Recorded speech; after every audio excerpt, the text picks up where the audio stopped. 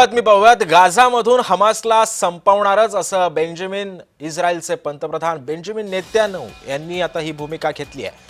Hamas विरोधातील कर्तव्य इस्रायलने पूर्ण केलंच पाहिजे। हमास विरोधातील लढाईवर आता इस्रायल ठाम असल्याचं सुद्धा नेतन्याहू म्हणतात।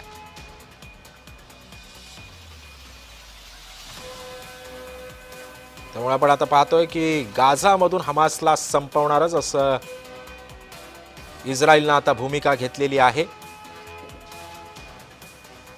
गाझामधून हमासला संपवणार असल्याचा पवित्राच आता इस्रायलने घेतला। इस्रायलचे पंतप्रधान बेंजामिन नेतन्याहू यांनी आता घेतलेला आहे।